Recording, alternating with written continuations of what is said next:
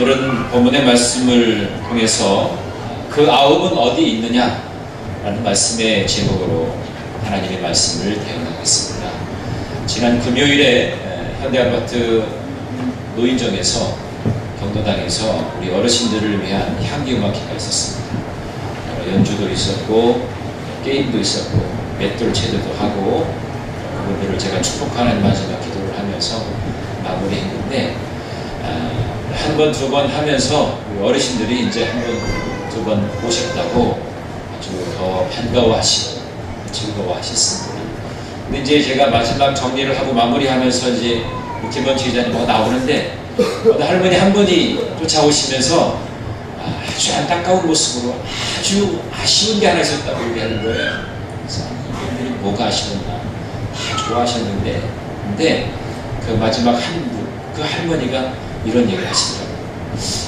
노래가 좀 많았으면 좋았을 텐데 연주가 많아서 무슨 내용인지 잘 모르겠다고. 그래서 다음으로 또 기대하시는 이 할머님이 그런 간절한 마음을 가지고 계시구나 그런 생각을 했습니다. 그래서 다음에는 진짜 노래를 많이 해드리겠다, 찬양을 많이 해드리겠다 그런 생각을 했습니다.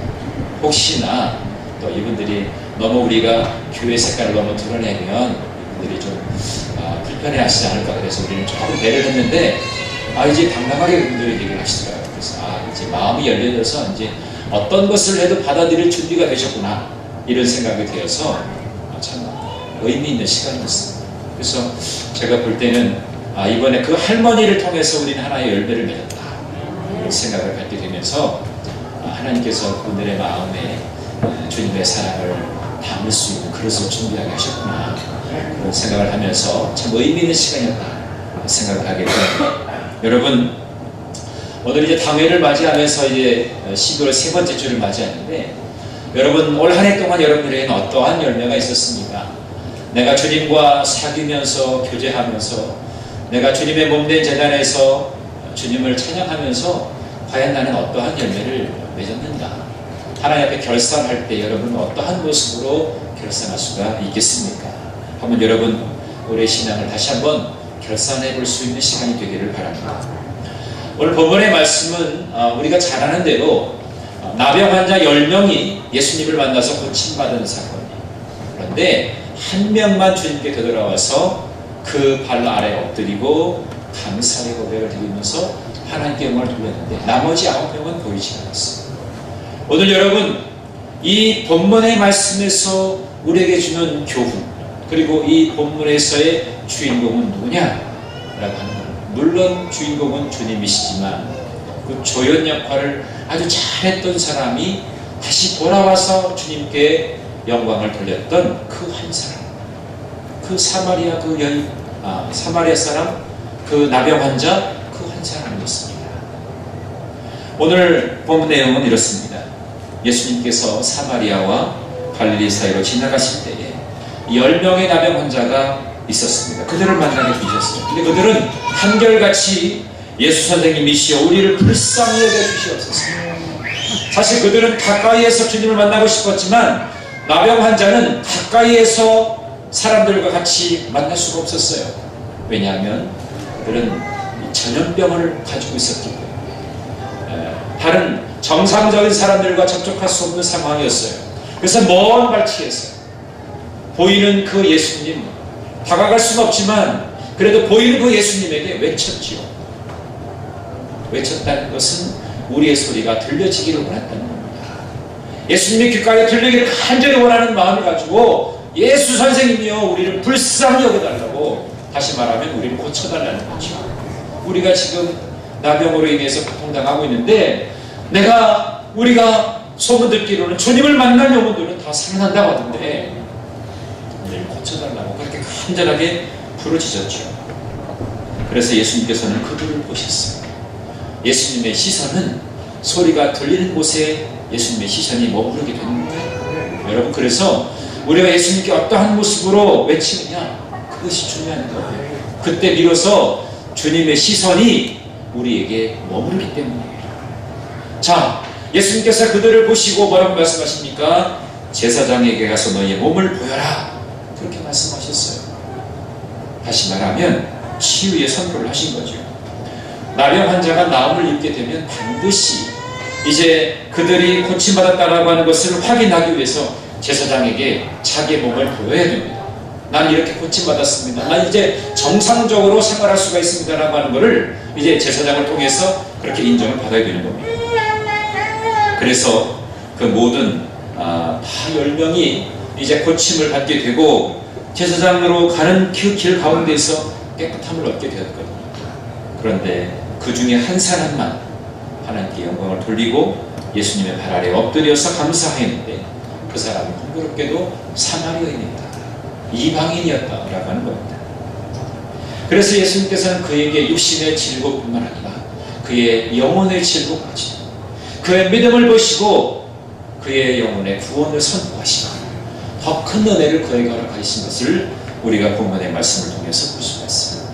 근데 오늘 여러 구절 중에 특별히 제 마음에, 제 눈에 머무르게 하는 구절이 뭐였냐면 오늘 17절의 말씀이었어요. 예수께서 대답하여 이르시되 10사람이 다 깨끗함을 받지 아니하였느냐? 그 9은 어디 있느냐? 그 9, 그 바로 앞에 뭐라는 전치사가 붙었을까요? 그런데 그 9은 도대체 어디 간 것이냐? 라고 하는 질문이었어요. 자, 이 나병 환자여 있다가 이제 예수님의 치유의 선포를 통해서 나음을 얻게 되었다면 두 가지 중에 하나였을 거예요. 이들이 하나는 뭐냐면 즉각적으로 가서 제사장에게 자기들의 몸을 보이고 나 이렇게 고침받았습니다, 그렇게 이야기하는 것이었겠고요. 또 하나는 가다가 그래도 나에게 고침받게 해주신 그 주님이 생각나서 그 은혜에 감사해서 다시 돌아가가지고 어차피 내가 지금 나은 거니까 지금 잠깐 돌아가가지고 감사의 고백을 한 다음에 가둬두지 않은 거니까 뭐 그렇게 할 수 있잖아요. 그래서 되돌아가서 주님께 감사의 이제 말씀을 드리고 제사장에게 갈 수도 있고 이 두 가지 길이 있었을 거예요. 그런데 공교롭게도 많은 사람들은, 유대인 나병 환자들은 그 9명이나 되는 그 유대인 그 나병 환자들은 그저 다 자기가 고침받은 것 때문에 더 아마 속도를 더 냈겠죠. 속도를 더 내서 제사장에게 자기의 몸을 보이고 아마 그 다음에 나오는 이야기가 없어요. 그들이 제사장에게 몸을 보이고 난 다음에 예수님께 다시 왔더라, 이런 얘기가 없습니다.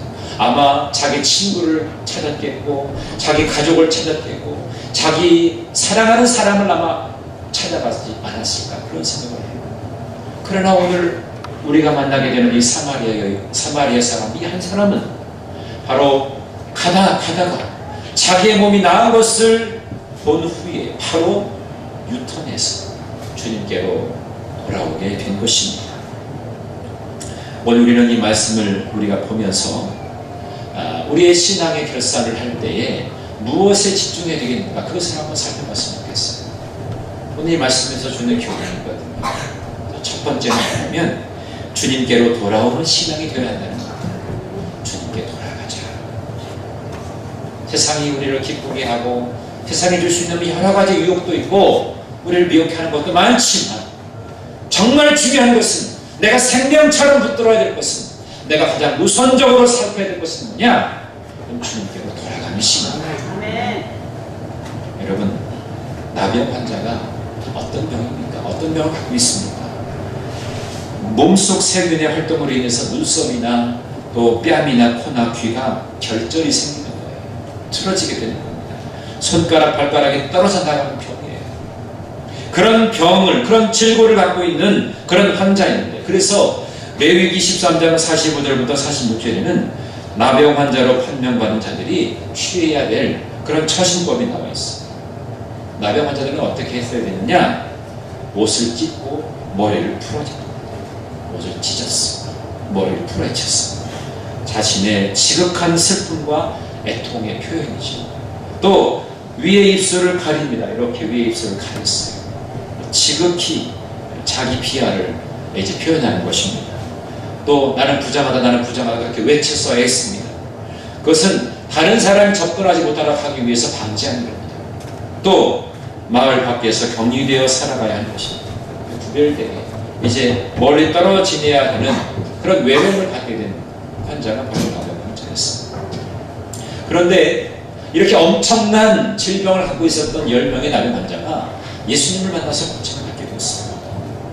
그런데 한 명 사마리아 사람이 그 순간에 큰 소리로 주님께 영광을 돌리면서 그 주님의 발 아래 엎드려서 감사의 고백을 드렸던 것을 볼 수가 있습니다. 여러분, 그런 그 한 명의 사마리아 사람을 보면서 주님은 그러면 그 9은 도대체 어디 갔느냐 그렇게 질문하셨습니다. 그 질문의 의도가 무엇이었습니까? 여러분 한번 생각해 보세요. 그 질문의 의도가 뭘까? 주님이 왜 그 9은 어디에 갔는가 그것을 물어보셨을까라고 하는 겁니다. 은혜를 입은 그 9이 도대체 어디 간 거냐? 주님께서는 이 은혜 받은 자의 반응에 초점을 맞추고 은혜를 받았다면 제일 먼저 취해야 될 것이 뭐냐라고 하는 것을 이 사마리아 사람을 통해서 우리에게 보여주고 있는 거예요. 너와 같이 은혜를 경험한 사람이라고 하면 먼저 주님을 찾아야 되지 않겠느냐라고 하는 겁니다. 돌아와야 된다는 거예요. 우리는 주님이 영광을 받으셔야 할 그 자리를 우리가 빼앗을 때가 많습니다.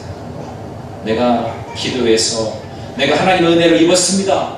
하나님의 특별한 은혜를 경험했어요.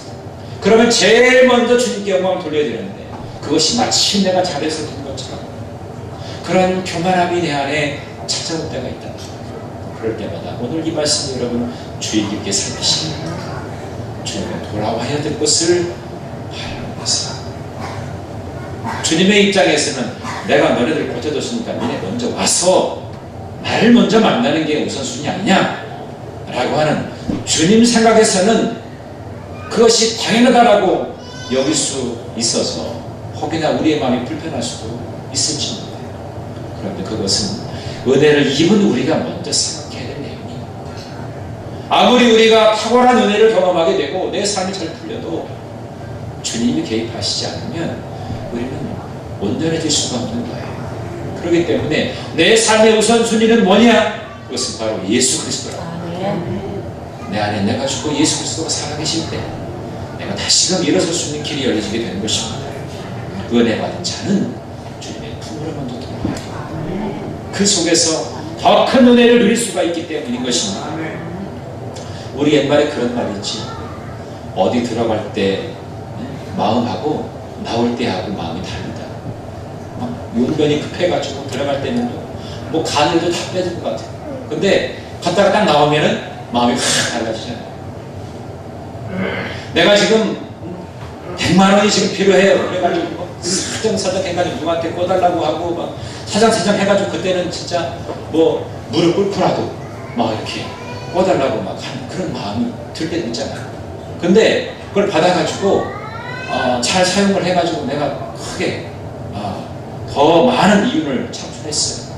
그러면 내가 기부스가 딱 주면서 목을 뻗어같이 쓰고 내가 어려울 때 내가 힘들 때는 뭐라도 다 할 것 같이 그게 상황이 바뀌어지게 되면 이상하게 우리의 마음에 또 다른 모습이 생겨날 수 있다는 겁니다.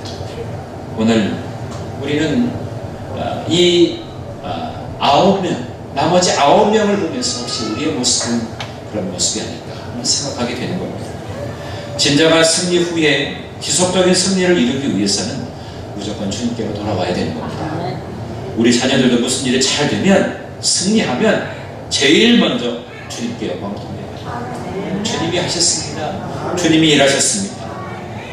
그에 와서 엎드려서 주님께 감사를 해야 됩니다. 근데 어리석은 사람의 특징이 있어요. 어떤 사람이 정말 어리석은 사람이냐? 하나님께서 복을 주셨어요. 은혜를 주셨어요. 근데 그것을 가지고 세상으로 가버리는 사람. 하나님께서 주신 복이 있어요.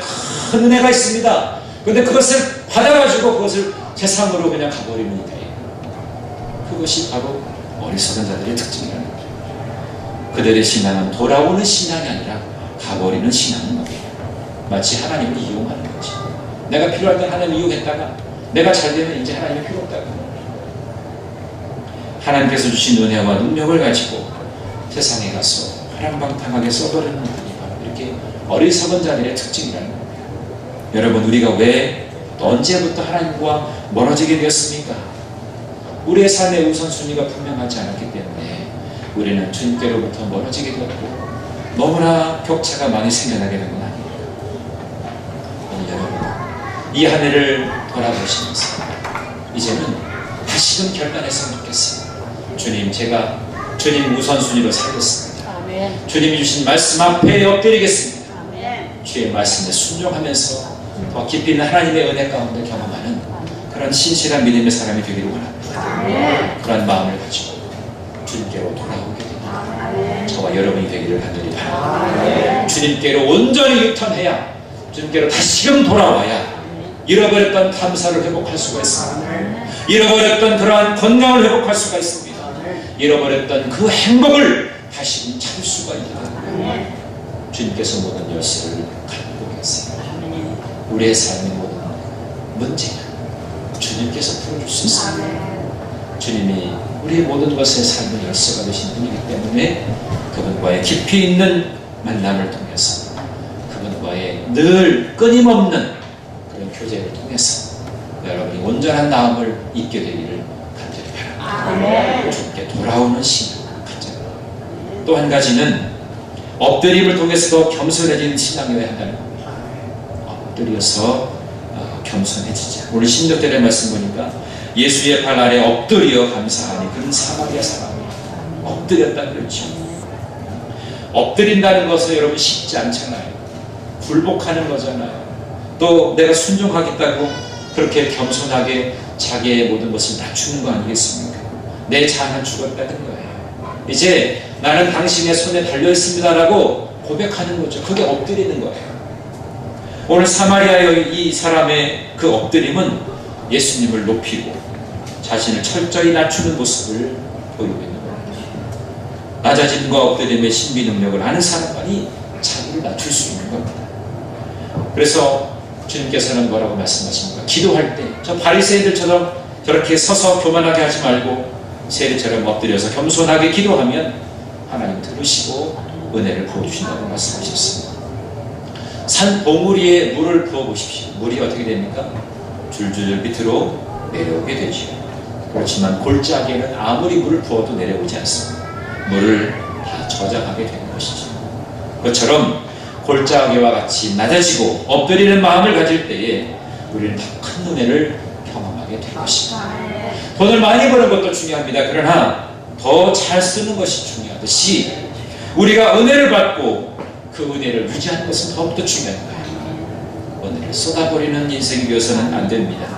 계속적으로 은혜롭게 사는 것이 진정으로 필요한 거죠.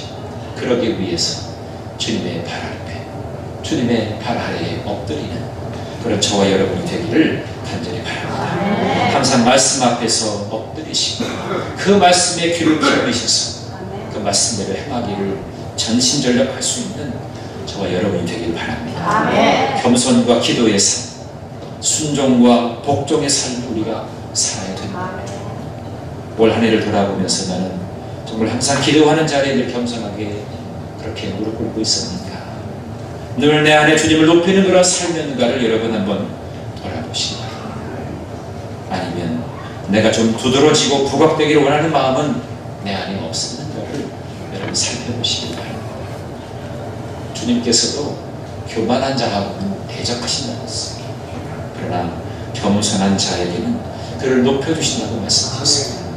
겸손하게 주님의 말씀을 받아들일 줄 아는 그런 태도를 우리가 함께 지니기를 간절히 바랍니다. 훌륭한 사람은 무언가 달라요. 링컨에 관한 예화가 참 많습니다. 그의 삶을 통해서 우리가 참 은혜를 많이 받는 부분들이 참 많은데, 한 번은 에브라임 링컨 대통령이 최전선에서 이제 전쟁을 하게 될 때 참모총장과 의견이 맞지 않았습니다. 분명히 링컨이 생각할 때는 이렇게 해야 되는데 참모총장은 다르게 이야기를 하는 거예요. 결국에 이 링컨이 자기가 고집을 해서 그 전술대로 하려고 했는데 그것이 완전히 실패를 맞고 말았습니다. 그래서 얼마나 미안해요. 얼마나 부끄러워요. 그냥 참모총장 말 들었으면 잘 될 수 있었을 텐데 그렇게 않고 자기의 욕심만, 자기의 의견을 주장하다가 결국에는 완전히 그 전술이 실패로 돌아가게 됐거든요. 그래서 뭐 요즘 같으면은 뭐 문자 메시지를 보내거나 뭐 이렇게 할 텐데, 그 당시엔 그런 거 쪽지를 써가지고 자기 비서한테 보냈어요. 참모총장한테. 미안합니다. 내가 아무래도 크게 실수한 것 같습니다. 그리고서 밑에 대통령 링컨 이렇게 해가지고 쪽지를 비서에게 전해주면서 참모총장에게 갖다 주라고 얘기했어요. 그 비서가 갖다 주면서 이제 딱 보이니까 참모총장이 뭐라고 얘기했냐면, 참 멍청한 녀석 같은 거라, 그런 얘기를 한 거예요. 대통령 참모총장이 멍청한 녀석이라고 했어요. 그 비서가 들었잖아요. 그래서 주고서 왔는데 대통령이 이제 그 쪽지를 줬으니까 궁금하잖아요. 이 비서가 그 참모총장이 그것을 받아들이고 어떤 반응을 하게 될지 궁금하지 않겠어요. 그래서 비서한테 물어봤어요. 그 쪽지를 받고서 참모총장이 어떻게 이해하든 물어보니까 비서가 참 난감한 겁니다. 참모총장이 멍청한 녀석이라고 했는데 그렇게 전할 수도 없고 또 그렇게 안전하기도 뭐하고, 그래서 애매해가지고 고민하는데 뭐하고 있어, 뭔 얘기를 했을 거 아니야. 자꾸니 다그치니까 결국에는 진실되게 말을 했어요. 참모총장이 대통령에게 멍청한 녀석이라고 그러는 거예요. 그랬더니 이 링컨 대통령이 뭐라고 얘기했냐면, 그 사람 참 사람을 줄 아는구만. 우리 같으면 목을 들고 그랬습니다. 링컨은 여유가 있었어요. 자기 자신 아는 거죠. 나의 연약한 부분을 아는 거죠. 그리고 그 참모총장, 비록 내 밑에 있는 사람이지만 그를 보듬어 줄 줄 아는 그런 마음을 갖고 있었던 거죠. 참 사람 볼 줄 아는구나. 자기의 실수를 인정하고 그 사람을 세워줄 줄 아는 사람은 진정한 리더인 것이죠. 여러분, 정말 우리 교회에서도 마찬가지고요. 여러분이 일하고 있는 일터에서도 여러분이 정말 존중받고 정말 좋은 리더로 여러분들이 존경받기 원한다면 겸손하신 분이에요. 겸손이 덕이에요. 겸손이 리더입니다. 그래서 예수님께서도 제자들의 발을 씻겨주셨잖아요. 여러분, 그 시대에 제자들의 발을 씻겨줬다는 것은 엄청난 사건이에요. 그럼 종이나 하는 겁니다. 근데 자기 제자들 하나하나에 그 발을 씻겨줬단 말이에요. 그렇게 겸손의 본을 보이신 주님께서 우리에게 겸손할 것을 말씀하십니다. 오늘 그 한 사람의 이 사마리아 나병 환자는 주님께 겸손함을 표현하죠. 주님께서 그것을 어렵게 보신 겁니다. 오늘 여러분, 우리 한 해 동안 얼마나 겸손한 모습을 지녀왔습니다. 혹여나 나의 교만으로 인해서 또 내 욕심만으로 가득 차서 혹여나 다른 사람을 불편하게 했고 마음 아프게 한 적은 없었습니다. 돌아보시면서 더 깊이 있는 겸손의 마음이 여러분 안에 깊이 새겨지게 되기를 간절히 바랍니다. 마지막으로는 감사를 체제로 하는 신앙이 되어야 된다. 감사증. 오늘 16절 부분 보니까 예수의 발 아래 엎드려 감사하니 그는 사마리아 사람이야. 엎드려서 감사했다고 그랬어요. 이 감사라고 하는 것은 자기의 기쁨과 즐거움의 표현인 것이죠. 이 사마리아 사람 하면 우리가 딱 떠오르는 것이 선한 사마리아 사람의 비유를 우리가 연상하게 되지 않습니까? 유대인들처럼 그렇게 존중받는 자들이 아니라 그 유대인들에게 천대받았던 이 사마리아인은 다른 9명과는 달리 받은 은혜에 대해서 감사할 줄 아는 자였습니다. 은혜를 알고 표현하면 더 큰 은혜를 받게 되는 거죠. 오늘 이 사마리아인은 육체의 나병뿐만 고침받은 것이 아니라 그의 영혼의 구원도 얻게 되었습니다. 믿음으로 구원받게 됐다는 거죠. 오늘 19절에 뭐라고 말씀합니까? 일어나 가라. 내 믿음이 너를 구원하리라. 공관복음에 나타나는 예수님의 그 강력한 그 선포 중에, 구원의 선포 중에 그들의 믿음을 보시고 구원을 선포하지 않습니다. 오늘 이 한 사람, 이방인이었지만 정말 사랑이라고 하는 것은 그렇게 많이 접할 수 없는 그런 자였지만 그가 예수님 앞에 엎드려 감사하였더니 주님께서는 그의 믿음을 보시고 구원을 선포하십니다. 우리는 잠시 살다가 죽는 육신에 불과합니다. 내 육신의 질고가 나음 얻는 것도 중요하겠지만 더 중요한 것은 내 영혼이 구원받는 것입니다. 영혼이 더 중요한 것이지. 감사할 때 우리는 더 큰 은혜를 누리게 되는 줄 믿습니다. 여러분, 그래서 우리가 감사할 수 있는 대상이 분명히 있다는 게 얼마나 감사합니다. 오늘도 살아계시고 역사하신 나를 위해서 가장 최선의 길을 예비하신 그 하나님이 우리 믿음의 대상이 된다는 것이 얼마나 감사합니다. 근데 그렇지 않은 이들은요, 세상의 헛된 것에 소원을 빌고 그런 일이 얼마나 많은지. 어떤 사람이 등산을 하다가 급했습니다. 용무가 급해졌어요. 근데 아무리 주변을 돌아봐도 화장실은 없고 그래가지고 어떻게 합니까? 큰 곳에 가가지고 볼일을 좀 봤어요. 시원하게 봤습니다. 그런데 그 다음이 문제. 이거를 이제 은폐 시켜야 되잖아요.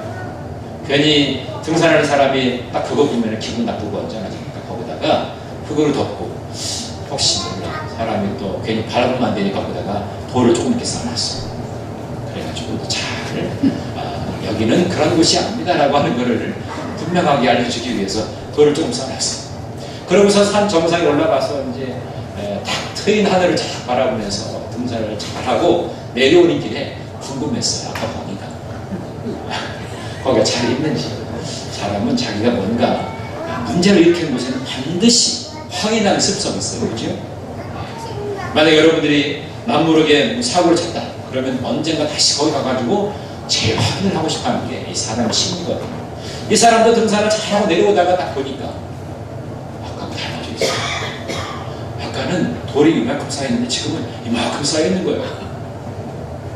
그런데 더 신기한 거는 그 앞에 사람들이 뭐라고 빌고 있는 거예요.